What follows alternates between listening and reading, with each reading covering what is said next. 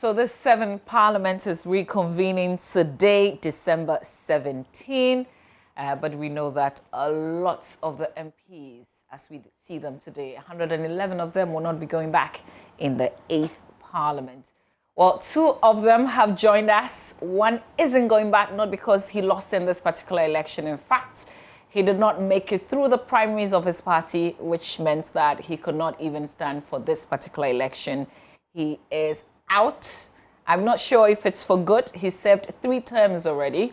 Mr. Seth Kwame Acheampong is MP for Mpraeso, serves as the chair of this defense committee of this parliament. And then also Alhassan Suhuyini, congratulations to you. You retain the seat, which means you're going to do a second term. You'll be in the 8th parliament. Can I say good morning to both? Thank you very much, Mama. Good morning to any of the viewers. Great. So, before we come into the matters of parliament, I just want to ask for your initial comments about the aftermath of the December 7 elections. Alhassan Suhuyini, your party has not accepted the outcome of this election, and we've seen that there are quite a number of protests ongoing. How would you say, in terms of where we are today with your party's position? Bring it all together for us.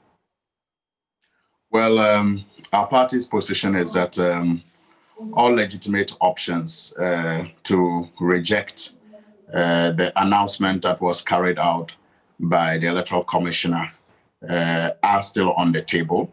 And so we are currently, if you like, in the process of organizing and discussing and organizing, on which particular legitimate, course of action to take, or there are various, legitimate actions that we can take. So we are basically looking at which one will best serve the interests of the party, the party's position at this point. And the party's position is that we reject the results that was announced by the Electoral Commission. I mean, subsequent to the announcement, we have all seen, even without even being convinced by the NDC, a number of things that seem to suggest that we have every reason to cast doubt on the legitimacy of the results that was announced by the Electoral Commissioner. So where we stand is that all legitimate options that can be used to support and reject the results that have been announced by the Electoral Commission will be used as a party. So are you going to court or not? All legitimate options are on the table. We still haven't had a definite answer to that question, if you're going to go to court. That's a definite answer, unless you are suggesting that going to court is not a legitimate option. So you're going to go to court? At this stage, all legitimate options are on the table. Do you find it worrying, though? Do you think that the supporters of your party understand what's going on? Because we've heard some comments from some of them, throughout this protest. And I wonder if you find some of the commentary worrying and you feel that perhaps they don't understand where we are in this process. I will not know which one you are referring to. I think that our supporters clearly understand what is at stake. They know the Electoral Commission announced fictitious results, and they also know that the NPP is currently encroaching on the majority of the NDC. It is through their vigilance and their support that some of even our seats were saved. And so they understand basically what is going on. I do not know in particular what exactly you heard, which gives you this impression that our supporters do not know where we are in the struggle. We are in the struggle with them, and every step of the way they have been part of it. And through their vigilance, they have, helped to even chalk a number of successes. So I am in no doubt that the party supporters, rank and file, are fully aware of where we are and what our position is. And our position is that we are unable to accept the results that was announced by the Electoral Commissioner. And whatever legitimate means can be used to, make that position known and to possibly cause a reversal of that announcement, we are open to that, legitimate means. Great. So if you're using all legitimate means, why the protest then? Or is it part of the strategy? Why, Mama V? Are protests not legitimate anymore in this country? Since when did we bar protest in this country? But if you're going to go to courts, you say that you're going to go to courts. So I thought the battle will be fought in the courts. I didn't say we are going to court. I said all legitimate means are open to us to use, all of them, including court, including demonstrations, including protests, all of them. They are legitimate means. That's why we are telling you that all legitimate means are on the table. And if you choose one to be legitimate and make one illegitimate, that would be, unfair to anybody who chooses ever option that he thinks at a particular time will serve whatever, interest that he's seeking. So all legitimate means, and protests are part of legitimate means. So if you find our supporters protesting, that is one legitimate means that they have chosen to use to make known the position of the party. Let me bring in your colleague, Mr. Seth Kwame Acheampong. What do you make of what has happened in the aftermath of the December 7 elections? Good morning to you, Mama V, once again, and to my colleague, Suhuyini. Let me congratulate him for his re-election to the 8th Parliament. And I think that we should all be aware that typically after every competitive contest, opinions vary. And I am not taken aback by the posture and position of my competitors from the NDC. They don't understand the results and they think they would contest the results. It is in their civic rights to contest the results. So we all observe how to go about it. I'm sure they are laid down in going. And I have been following the narrative, and he is reiterating same by every legitimate means. I'm sure all legitimate. Yeah.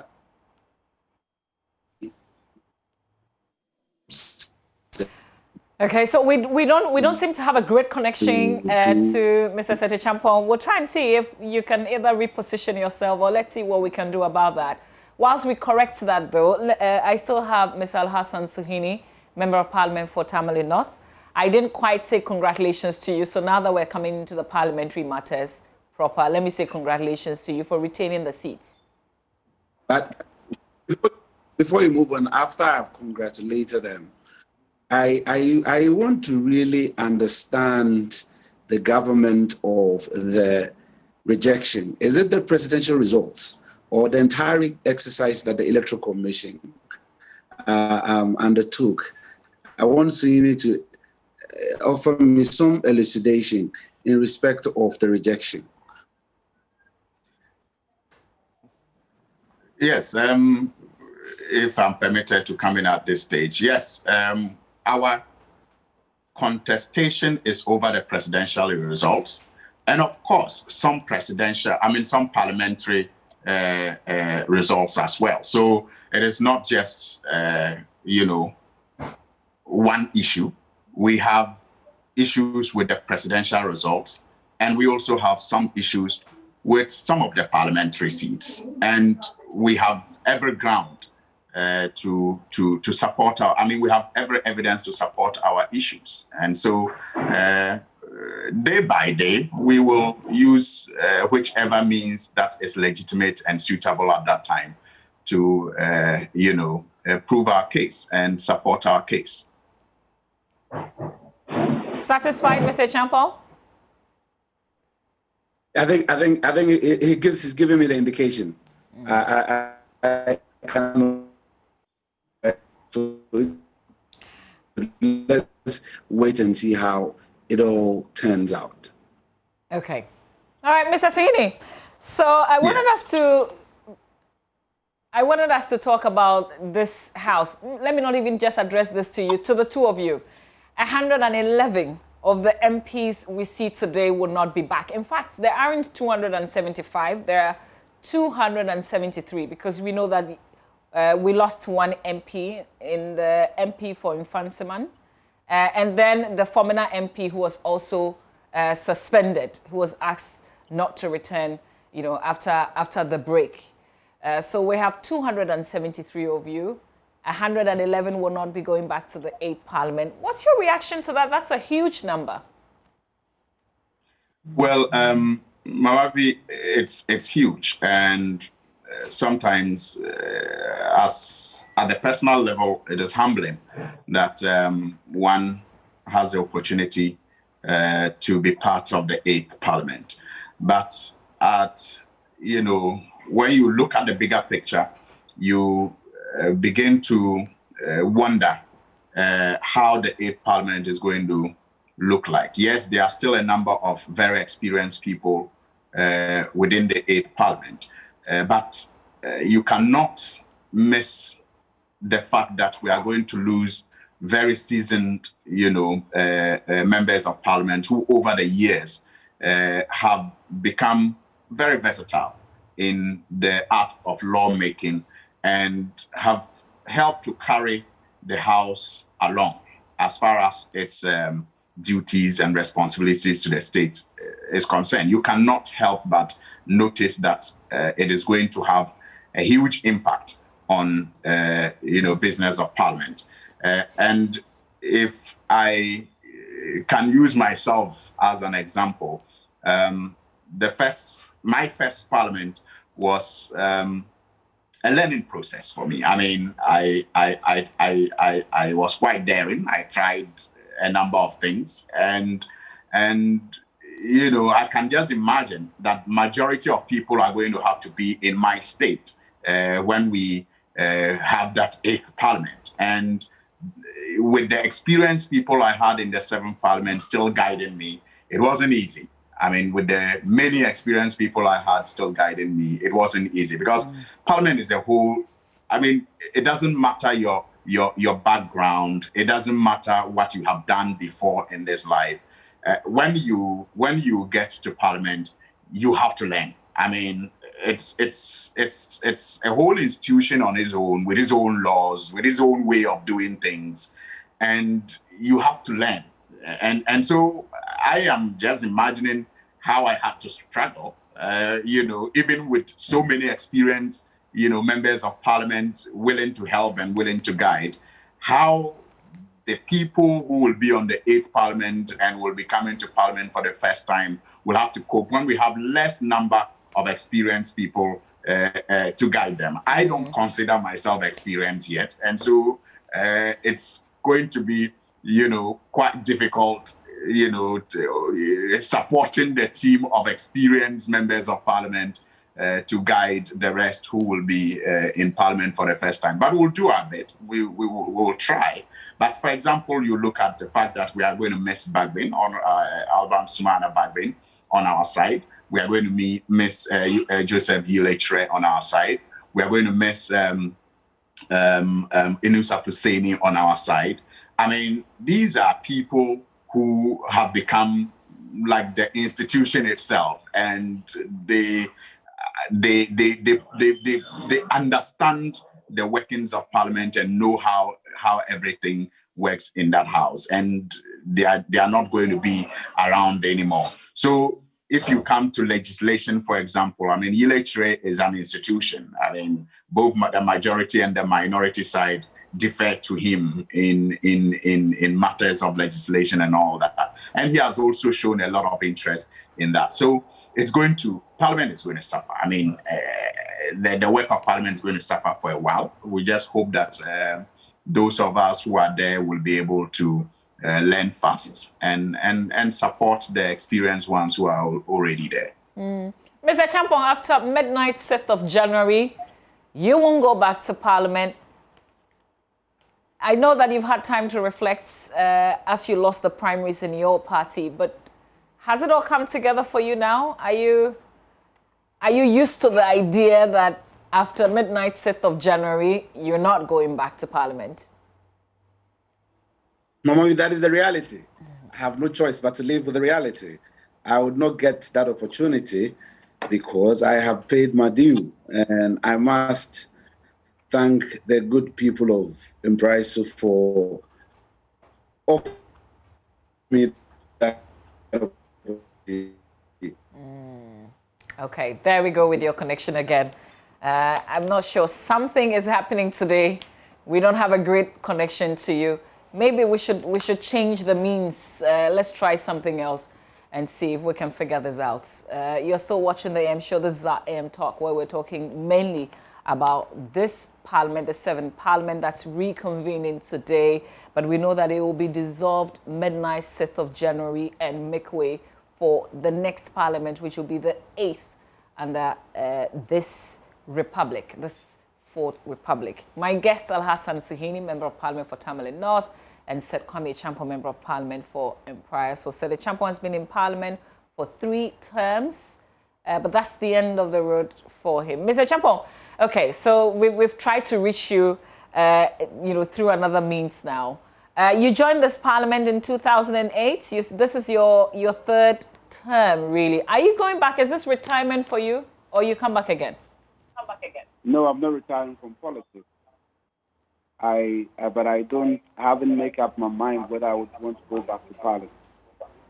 But I'll still be in politics, and I'll be serving my political party and my government in any capacity that is appropriate. However, like I said earlier, this is the reality. I didn't make it at the primary, and I must continue to serve in any way that I find useful and helpful to, first and foremost, my country, my political party, the New Patriotic Party, and myself. And I will say that with what my colleagues said, I will come with the attrition rate of Parliament. You'll be surprised that the people I entered Parliament with in 2009, in this 8th Parliament, not more than 15 of them will still be there. I think 15 is even a perfect number. In my region of Eastern region, where I came from in the Eastern region, we left with 4. Honorable Damboche, Honorable Obiamwa, Honorable Atachia, Honorable Kwabna Amankwe Siama. These are the only 4 who are returning to the 8th Parliament. At the outset, we were more than 16, but now this is the number we have. So it tells you and speaks to the attrition rate in Parliament. That aside, I would continue to say that in this exercise, it is a matter of choice. Who the people choose to lead them is who they permit and allow to lead them. And the institution of Parliament year on suffers. However, it adjusts.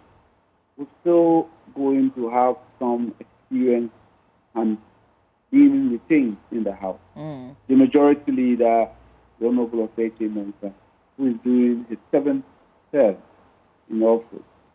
The Honorable Katie Amond and Honorable Kennedy Acheampong, who are doing their 5th term. And the 5th terms are the Honorable Haruna Iddrisu, the minority leader, and the Honorable Deputy Minority Leader, the Honorable James Klube Abedi, as well as Mubarak Muntaka. These are all in leadership, and they are going to be there. And we come to the majority side, we're going to have the Honorable Chairman, Akwesi Chairman, who I entered Parliament, so this is doing his 4th term. We have Benito Usubio, Akwesi Jensi, and Kwame Esiama, all doing their 5th term. And these are coming from the Ashanti region. In the Eastern region, we don't have any. It was left with Ofari and San, he's gone. In the Bronga Hafo, we had Professor Jambafo. But in Ashanti region, we're losing some great minds who are not coming back to the House again. The great Honorable Dr. Akoto Osei, our economist, very fine gentleman, good legislator, very knowledgeable.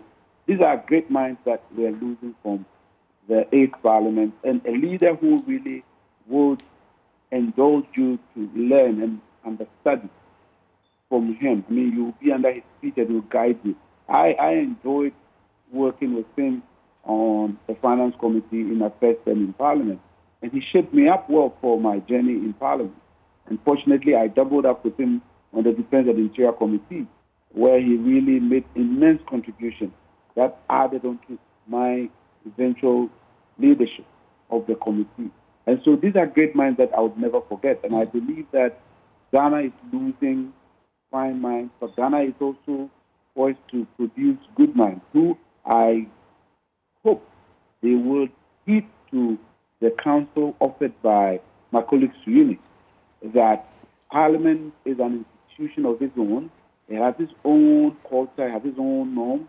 And any person that walks into Parliament, you must walk into Parliament with a mind that you are going to learn, and learn in an institution that you have no knowledge of.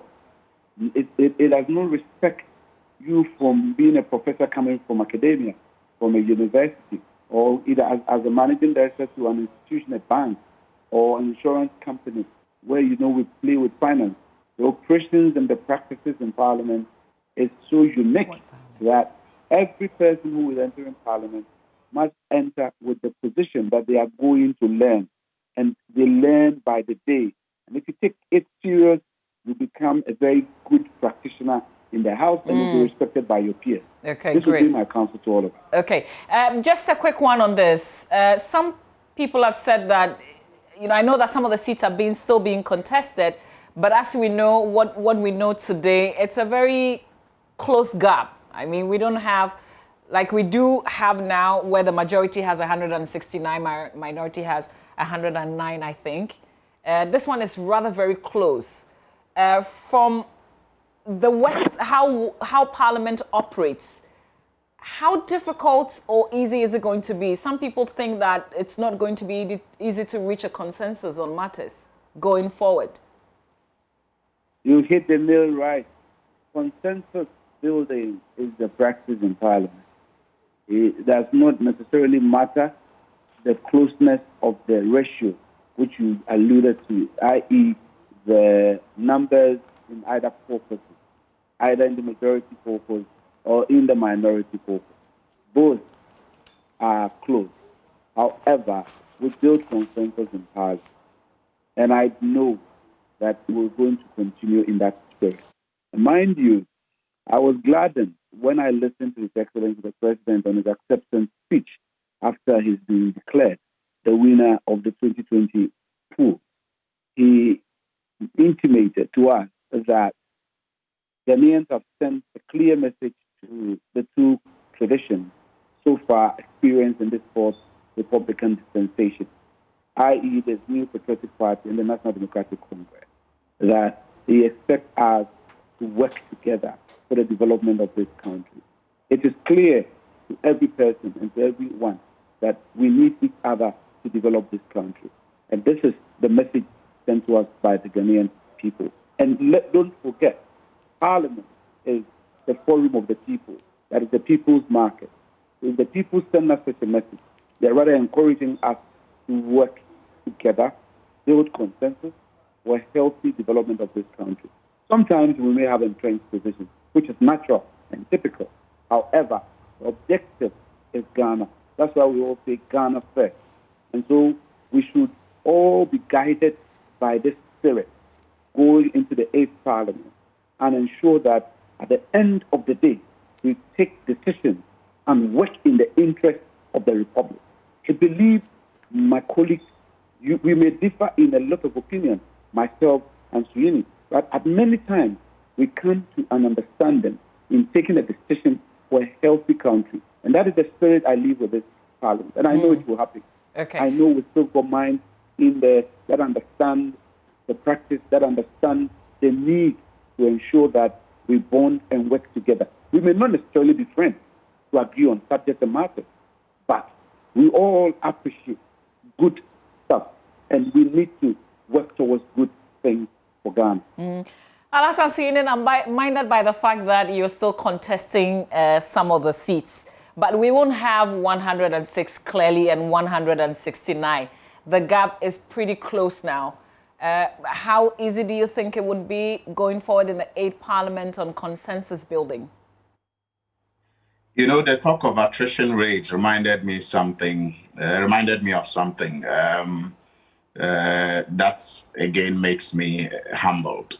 After the 2016 general elections, I was one of 3 MPs your sister radio station invited to have a show, so they could perhaps measure what it was going to be like with the new members in Parliament. Unfortunately, 2 of them will not be going back. My very good friend, Dr. Okoboy, and George Anda.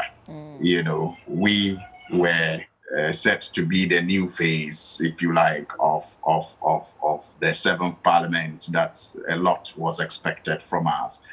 Unfortunately, 2 of them won't be going back, like I said. And so it points to that attrition rate. And again, in my region, I think 5 of us were new MPs. Unfortunately, 4 haven't been retained, and that, you know, points to the attrition rate in Parliament, and how, you know, if you are not in it, sometimes you don't understand the concern for continuity. But yes, I know that people learn, and they are fast learners, and I'm sure that people who even have the experience don't have to continue to be in Parliament to impart that experience. Any member of Parliament who is interested in learning can still meet anybody anywhere, provided the person have had that experience before, and be guided by that experience. And Mama V, I would have also loved to refer to what the president said when he was declared based on the fictitious results of the Electoral Commission as the president-elect. But unfortunately, anybody who has followed the president in the last 4 years and want to be very fair and candid will tell you that he makes very good speeches. He says the right things many times. But unfortunately, actions that follow don't even seem to suggest that he understands the speeches before he reads them. You know, so I take it with a pinch of salt when he acknowledges, which is true, the fact that the Ghanaian people want the NDC and the NPP to work together.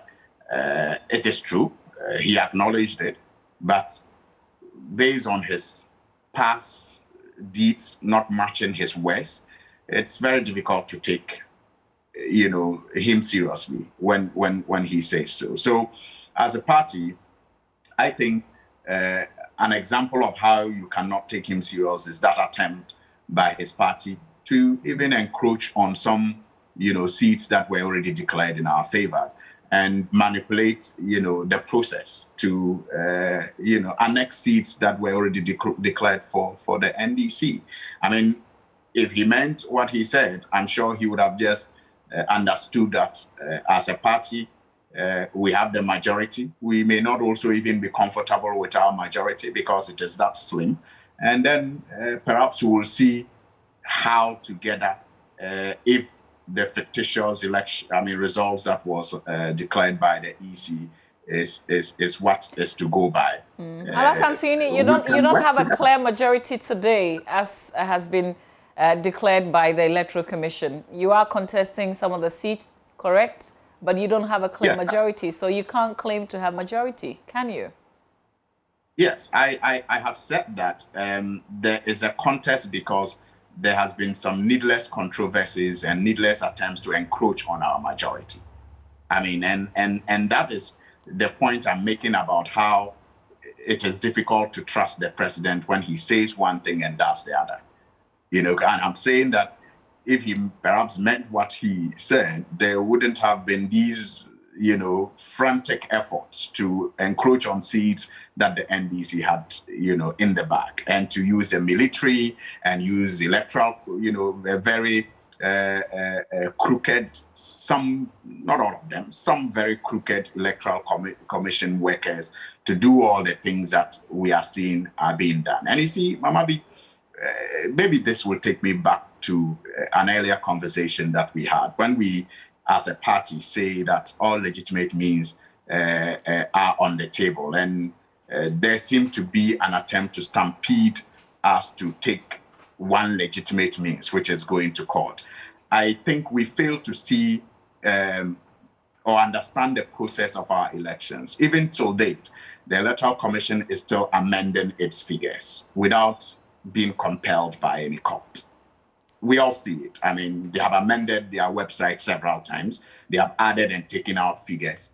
You still have some of their workers in the various regions and districts still doing, corrections to what were already declared. In some cases, if you like, miscorrections, because needless corrections are being done. But at this stage, the Electoral Commission is still working, and the Electoral Commission is still improving on what it has. So it is not as if the Electoral Commission cannot do anything about what it declared. I mean, the Electoral Commissioner declared the results on the 9th, and on the 10th, it amended it.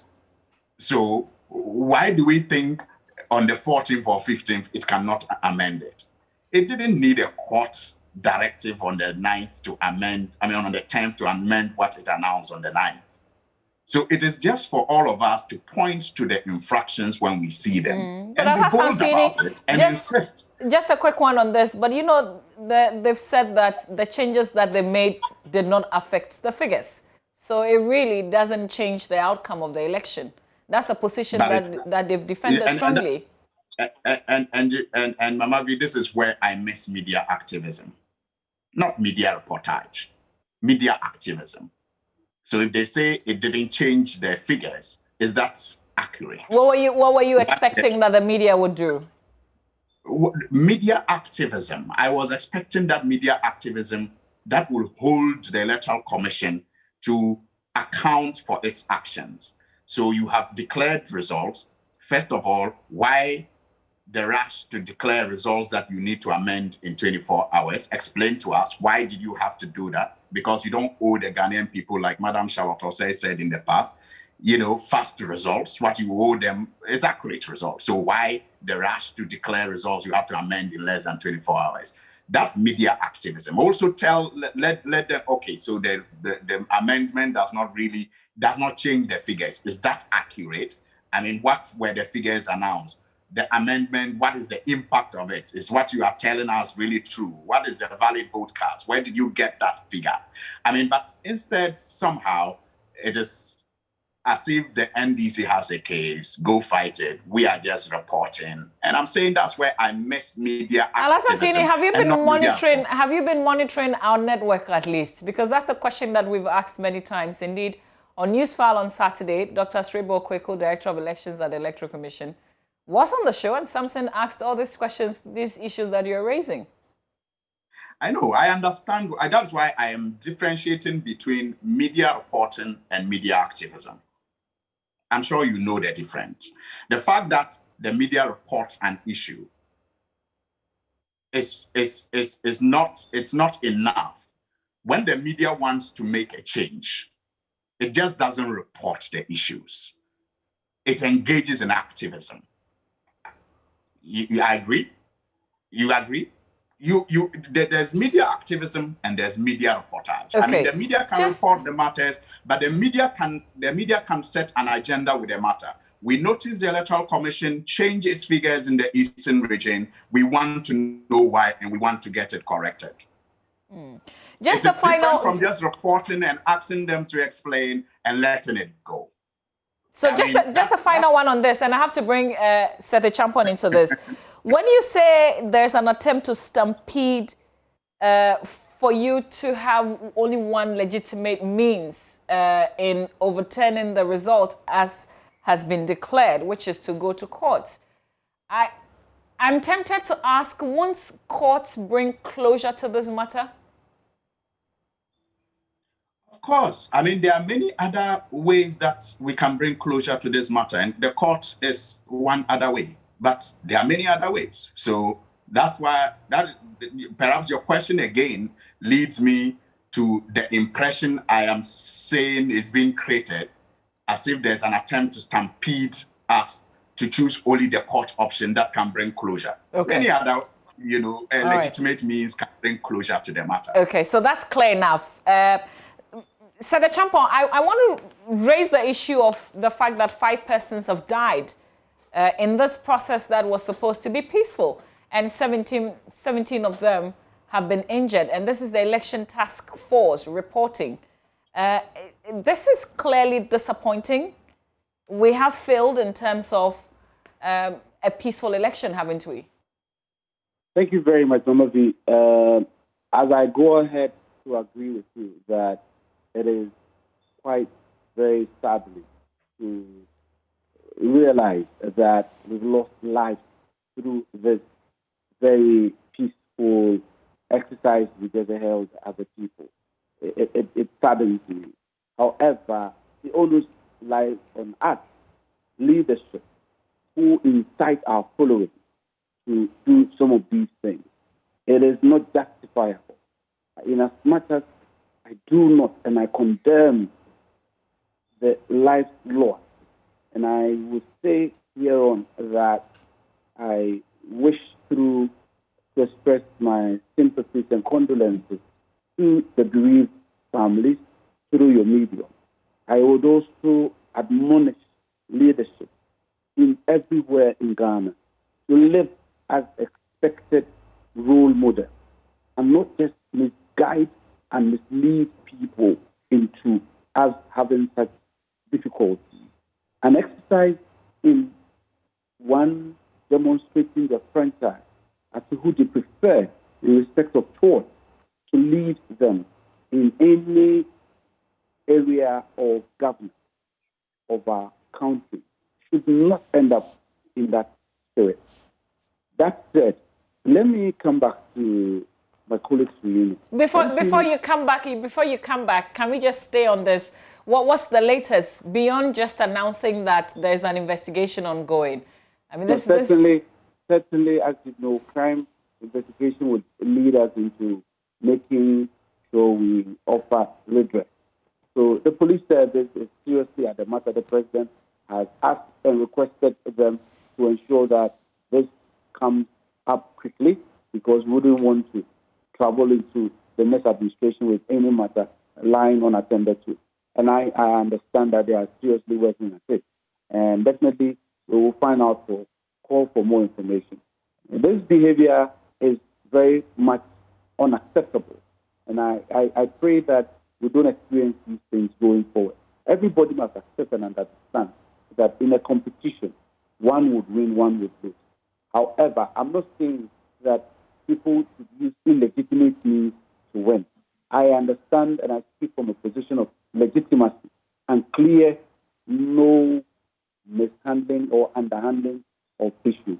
I dare say that this is not the Ghana we all pray for, and as part 11, we've done this 8 times, and let us live up to the 8th responsibility and do things better. Year on, we have peaceful elections, and this year has also been seen as a very peaceful exercise. And let me take this opportunity to congratulate the Electoral Commission. For the first time since I started voting and getting elected, this is the pool that I have realized that we've had less congestion.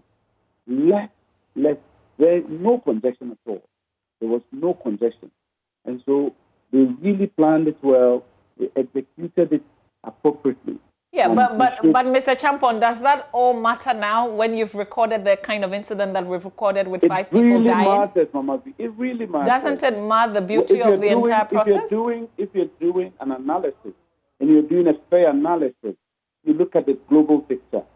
Yes, we have 1, 2 incidents that are despicable, but that do not negate the entirety of the good work done by the state institution. Okay, so we have to wrap up. So I'll just give you a little time to move on to the area that you wanted to go to, just real quick. Sure, thank you very much. My only point to Al-Hassan is that all of us are statesmen, and he can express his opinion and his like about what the president said. But to say that the president does not understand the text before him, I think it begs the question. And he knows the proper thing to do. I don't think we need to be at that language. I don't take that language from him as clean. It should not go from him to a senior state person. We all aspire to grow and to serve our public. And that is very, very begging the question.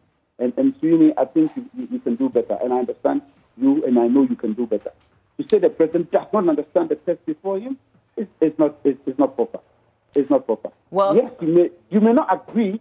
You may not agree with what you may agree with what he said, but you may not. You may have concerns over his actions. But to say he does not understand the text before him, I think it is not in the right way. Okay. Like for instance, if you say a fictionalized result, that's your opinion. I don't have to bother myself coming after you on that because hey, that's your opinion. I can. But when the president is giving a clear indication, and for me, for the first time, a very conciliatory acceptance statement from a sitting president, we should not just throw that away with such description. Okay. And let us encourage ourselves. So, really, I'm happy when I talked about attrition rate. You demonstrated a lot of relationship to that statement. This is the way we can build Ghana. And I think that it is incumbent upon us who have been given the opportunity to demonstrate change in all our actions. And you know me, and you know how I'll put it across. I think we need to ensure that we use the right language for the following release. Okay, so that subsequently they would also imbibe in what principles we employ. And all right, help Mr. Champong, as a country. Thank you very much, but we'll have to leave it here. Al-Hassan Suyini, just quick reaction on this, and then I'll just bounce a message that I've received of you. You know, honestly, I am shocked at Honorable Achampong's concerns over my assessment of what I see to be true. I talked about the fact that the president's actions and speeches don't match, and I can list a number of them. I mean, I don't think that's what he has a problem with necessarily, but when you specifically say that, I am saying when you're listen, Mama, I'm saying that. You see, I haven't even used any derogatory, if you like, adjective to describe him, like incompetence. I haven't done that. I haven't. All I'm saying is that when you check his actions and you match it against the script he reads, it suggests to me that he doesn't understand the script he reads. I have not even used any derogatory adjective like incompetence on him. I haven't. Okay. I've only pointed to how inconsistent the speeches, the fine speeches he reads, are with the actions that he undertakes. Okay, that's what I've done. So I'm surprised that he finds it offensive. But just a final one. Just a final one on this issue. I know that we've been on it for a while, but I've just been reminded to remind you that the court is the only place. The court is the only place where an election, as has been declared, can be overturned. So maybe the focus should be on the court if you truly want to overturn what has been declared. I think that whoever sent you that has not followed the proceedings. Like I am saying, the Electoral Commission announced figures on the 9th and amended it on the 10th. The Techiman Saf, returning officer, there have been some movements there. You go to almost all our constituencies that are being contested, and the Electoral Commission is still working and still doing figures. But isn't that different? Yes. Isn't that different from declaring somebody president and that's being gazetted? That's not something that been gazetted. Yeah. It hasn't been gazetted. But it hasn't been gazetted. So you're saying that because it hasn't, it's easy for them to come back and say, well, we declared Akufo-Addo president. They have proven to us that they have made mistakes and have come back to correct them, haven't they? They have proven to us that they have made mistakes even in their collation, in their declaration, and have come back to correct them. So why do we think they can't do that when all these corrections that they have done at different levels point to the need for them to amend the presidency? Okay. We are not afraid of going to the court, but we will not be stampeded to choose it as the only legitimate means. All right. All we are saying is that all legitimate means will be used. But Mama B, I wish you could let me just comment on the death. Just 30 seconds because I have to go.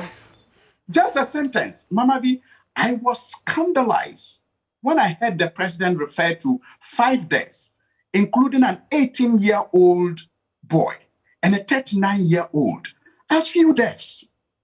Few deaths. I was scandalized. At the time that he had been announced, president-elect, and in his speech, he referred to these 5 deaths as few deaths. And I thought to myself, is that how much he loved the presidency more than the people who are dying as a result of that election? I think he could have done better, and he can still do better by providing justice to these innocent lives that, were lost as a result of obeying the Constitution. Alhassan Obeying Sehene, the Constitution. I thank you very much for your time this morning. Thank you for helping us with this analysis. Thanks for sharing your thoughts. He's Member of Parliament for Tamale North. He's retained his seat. So this will be his 2nd term in Parliament. My other guest, Seth Kwame Champong, MP for Mpraia. So this is his 3rd term in Parliament. Unfortunately, he couldn't go through into this election because he lost in his party's primaries. So we're not sure if this is the end of the road for him. He hasn't decided yet, he says, but he's still very much in politics. That's it for AM Talk. We will still stay in Parliament and talk about the new faces that we'll be seeing. Our parliamentary correspondent, Joseph Opoku Gakpo, is right here. And Benjamin Akakpo will be engaging him on this matter, so stay with us.